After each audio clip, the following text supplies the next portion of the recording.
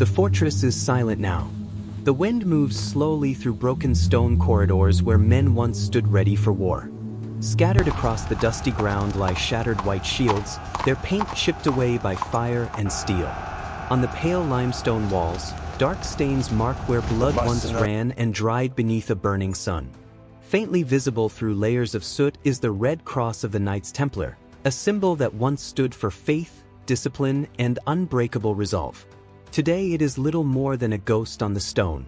This place does not appear in most history books. It is not Acre. It is not Jerusalem. It is not one of the famous castles of the Crusades. It was only a small fortress somewhere along the harsh frontier of medieval Syria, a lonely outpost that guarded nothing of great wealth or power. Yet for a brief moment in the year 1260, this forgotten place may have witnessed one of the most astonishing last stands ever recorded. At that time, the Mongol Empire was the most feared military force on Earth. Their armies had already crushed kingdoms from China to Eastern Europe. Cities that resisted them were erased from the map, their populations wiped out in days. When Mongol cavalry appeared on the horizon, entire regions surrendered without a fight. And yet, according to fragmentary chronicles preserved in distant monasteries, there was a day when 33 Templar knights stood behind these walls and watched as an army of nearly 26,000 Mongol horsemen approached across the valley. What happened next has been debated for centuries. Tonight, we hunt for the truth behind the battle historians forgot. To understand how such an impossible confrontation could even occur, we need to step back into the world of the year 1260. The Middle East at that time was not a stable region ruled by a single power. Instead, it was a fractured landscape shaped by nearly 2 centuries of religious wars. The Crusades had left behind a patchwork of fragile states along the eastern Mediterranean coast. Small Christian kingdoms clung to fortified cities like Acre and Tripoli, surrounded by powerful Muslim sultanates that were often just as busy fighting each other as they were resisting the Crusaders. Further north, the remnants of the Byzantine Empire struggled to survive after being weakened by earlier conflicts. It was a world of uneasy alliances, exhausted armies, and cities constantly preparing for the next siege. But in the late 1250s, a new force entered this already volatile region, one unlike anything the medieval world had ever seen. The Mongol Empire had erupted out of the Asian steppes and expanded with terrifying speed. In barely half a century, the descendants of Genghis Khan had built the largest contiguous empire in human history. Their territory stretched from the shores of the Pacific Ocean all the way to the plains of Eastern Europe. Kingdoms that had stood for centuries collapsed in a matter of months. Entire armies were swept aside by Mongol cavalry that moved faster, coordinated better, and fought with a level of discipline that stunned their enemies. Then came the event that sent shockwaves across the entire known world: the fall of Baghdad in 1258. For 500 years, Baghdad had been the heart of the Islamic world, a center of scholarship, trade, and political authority under the Abbasid Caliphate. When the Mongol army under Hulagu Khan arrived, the city's defenses crumbled quickly. What followed was devastation on a scale rarely seen in medieval history.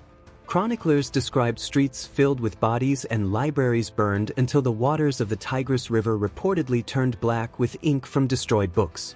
Yet the Mongols were not driven by chaos alone.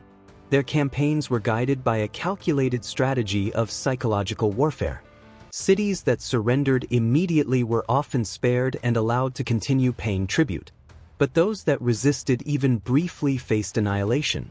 Survivors spread the stories: entire populations executed, pyramids of skulls raised outside city gates, and once great capitals reduced to smoking ruins.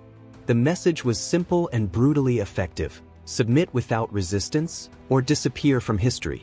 By the time Mongol forces moved into Syria, most rulers already believed the same thing: that the Mongol war machine could not be stopped. Empires had fallen before them, and no army had yet proven capable of holding the line. Standing against this unstoppable force was an organization unlike any other military order of the medieval world. The Knights Templar were not simply soldiers, and they were not merely monks.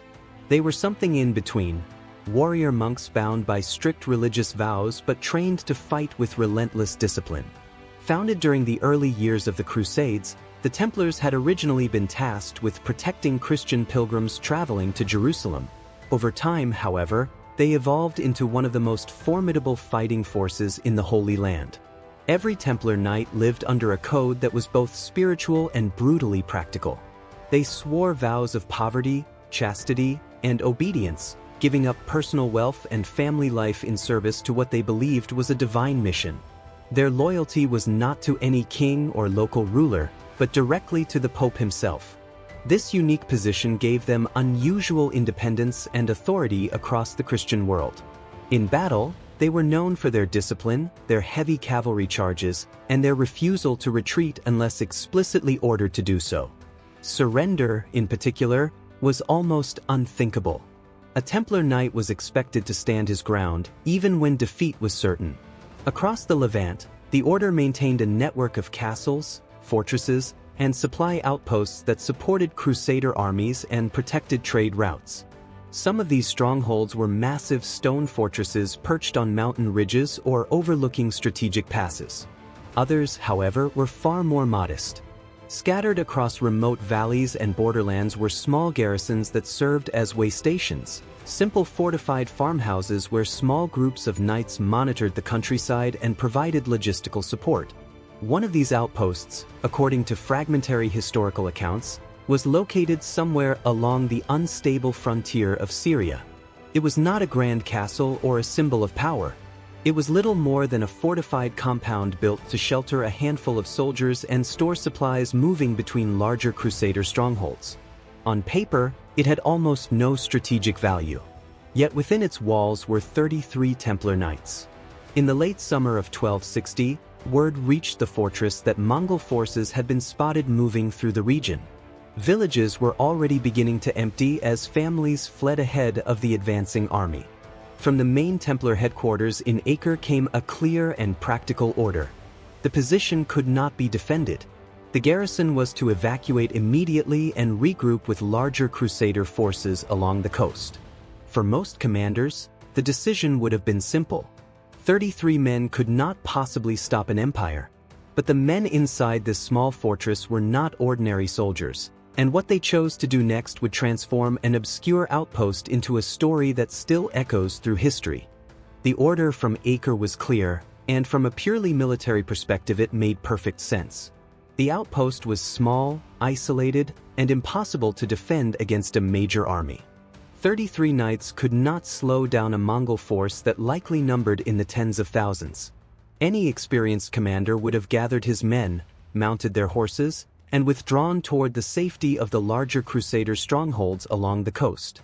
Survival would have meant preserving valuable fighters for battles that actually mattered. But the situation surrounding the fortress was not as simple as it looked on a map. 2 miles down the narrow valley behind the outpost sat a small Christian village. It was not a fortress or a military camp, just a quiet farming settlement of perhaps 700 people. Families who had lived on that land for generations tended orchards, kept livestock, and relied on the fragile stability that the Crusader states had managed to maintain in the region. They had no walls strong enough to stop an army and no soldiers capable of defending them. If the Mongol advance reached that village without warning, the outcome would be almost certain. The Mongols had already established a reputation that traveled faster than their horses. Cities that resisted were destroyed. Entire populations could be executed as punishment for defiance. The stories carried by refugees were terrifying and consistent. If an army passed through a village suspected of aiding enemies or slowing the Mongol campaign, collective punishment often followed. In practical terms, that meant that every man, woman, and child could be killed. The commander of the Templar garrison understood exactly what that meant.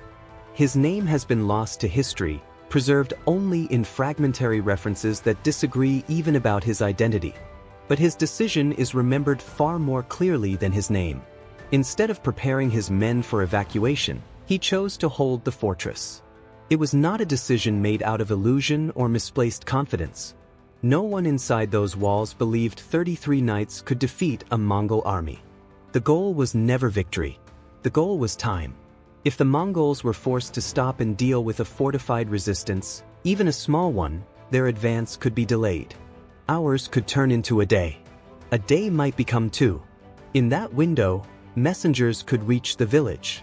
Families could gather what they could carry and disappear into the hills. For the men inside the fortress, the mission was brutally simple. They would not stop the Mongol Empire, but they might buy enough time for 700 innocent people to live. The Mongols arrived at dawn. At first, it was only a distant movement along the horizon, dust rising in long gray clouds as thousands of horses advanced across the dry Syrian landscape. Then shapes began to form within the haze, columns of riders moving with the precision of a well-drilled machine.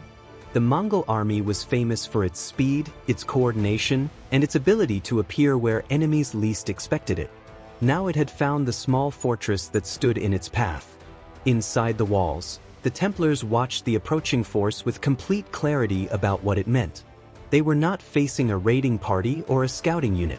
This was part of the most feared military engine on Earth. Before the fighting began, a final gesture of medieval diplomacy took place. According to the surviving chronicle, the Templar commander sent out a single rider beneath a white flag. The message was formal and almost ceremonial. In the name of God and the Holy Sepulchre, the Mongol army was denied passage. If they wished to advance, they would have to fight. The Mongol response was equally direct. The knights were given 1 hour to surrender. If they laid down their weapons, their lives might be spared. If they refused, no mercy would be shown. The Templars spent that hour in prayer. When the deadline passed, the sky darkened, not with clouds, but with arrows. Thousands of Mongol archers unleashed a storm of steel that rained down on the fortress. The air filled with the sharp whistling sound of arrows striking stone, wood, and shields. The Templars retreated behind their walls, raising their shields and using the stone buildings inside the compound for cover. For hours, the barrage continued. The Mongols were patient, methodical, and used to breaking enemy morale long before the final assault began. But the defenders did not collapse. By the end of the first day, something unexpected had happened. The Mongols had taken losses, far more than anyone had anticipated for such a tiny target. Several hundred attackers had fallen in the attempts to approach the walls and breach the narrow defenses. The second day was worse. By then, many of the defenders were wounded, and the garrison had been reduced to perhaps 20 fighting men. The Mongols began attacking in waves, pushing through the narrow entrances and confined passages where their overwhelming numbers became harder to use. In those tight spaces, heavy armor, discipline, and years of brutal training mattered. The fighting became personal, desperate, and chaotic. By the evening of the second day, the outcome was inevitable. One by one, the remaining Templars fell where they stood. When the last defender died, the fortress finally belonged to the Mongol army. But the cost had been shocking. Historical estimates suggest the Mongols may have lost between 400 and 800 soldiers in the process. For a garrison of 33 men, it was an astonishing level of resistance, one that even their enemies could not ignore. When the fighting finally ended, the fortress was reduced to a smoking ruin. The Mongols burned what remained of the small compound, as they often did after crushing resistance. From a purely strategic perspective, it had never been an important target. It held no great treasury, guarded no major road, and commanded no critical fortress network. Yet the 2 days spent taking it had cost the Mongol army something far more valuable than the structure itself: time. That time may have changed the fate of the people living just a few miles away. While the Mongols were occupied with the stubborn defenders inside the fortress, word had spread through the valley. Messengers had reached the nearby Christian village, warning families that the Mongol army was approaching. In the hours that followed, hundreds of villagers gathered what they could carry: children, livestock, food supplies, and fled into the surrounding hills and rugged countryside. By the time the Mongol army resumed its march through the region, the settlement they might have destroyed was largely empty. For those 700 villagers, the stand at the fortress had bought something priceless: a chance to survive. But the delay may have had consequences beyond a single village. In 1260, the Mongol advance into Syria was approaching a critical turning point. Powerful forces in the region were preparing for a confrontation that would shape the future of the Middle East. To the south, the Mamluk Sultanate of Egypt was mobilizing its army, gathering intelligence, and positioning troops to confront the Mongols before they could push further toward Egypt. Every hour mattered. Information needed to move between cities. Refugees carried news of Mongol movements. Commanders prepared their defenses. Only weeks later, those tensions would erupt into one of the most significant battles of the medieval world, the Battle of Ain Jalut. In that confrontation, the Mamluk army achieved something no major power had yet managed. They stopped the Mongol advance and dealt the empire one of its first major defeats. Did the sacrifice of 33 knights determine the outcome of that historic battle? Probably not on its own. History is rarely shaped by a single moment. Yet small events can ripple outward in ways that are impossible to measure. What we do know is that the story of the fortress slowly faded from official history. The Knights Templar themselves would face their own downfall decades later. In 1312, the order was formally dissolved, its members scattered and many of its archives lost or destroyed. Records that might have preserved the names of the fallen defenders disappeared, and with them, the memory of the battle nearly vanished as well. History leaves us with one final question: did this battle truly happen? The truth is, no historian can answer that with absolute certainty. The surviving reference comes from a Syriac chronicle written decades later by a monk who described a group of Frankish warriors holding a small fortress against a Mongol force for 2 days. The location is unclear. The names are lost. The numbers may have grown with time. Like many stories from the medieval world, the line between documented history and legend is blurred by centuries of missing records and destroyed archives. Yet what makes the story powerful is not only whether every detail can be proven. What matters is that the story endured. Across generations, Christian communities in the region repeated the account of a small band of knights who chose not to run when an empire approached. In an era defined by conquest and collapse, it became a reminder that resistance, even brief, even hopeless, was possible. History often celebrates emperors, conquerors, and generals whose armies reshaped entire continents. We remember the vast empires that stretched across maps and the rulers who commanded tens of thousands of soldiers. But history is also shaped by quieter decisions made far from royal courts and battle headquarters. Sometimes it is shaped by a handful of individuals who decide to stand their ground when every rational calculation tells them to retreat. Whether the fortress stood exactly as described or the story grew over time, the message remains strikingly human. 33 men could not stop the Mongol Empire. They could not rewrite the course of history. But they could choose what their final stand meant: to protect others, to delay destruction, and to prove that courage does not depend on numbers. Today, somewhere in the dusty hills of Syria, the ruins of forgotten fortresses still lie scattered across the landscape. Their names have faded. Their defenders are unknown. But perhaps the stones remember. And if stories like this remind you that history is often written by ordinary people facing extraordinary moments, consider subscribing to the channel. There are many more forgotten battles and hidden chapters of history waiting to be uncovered together.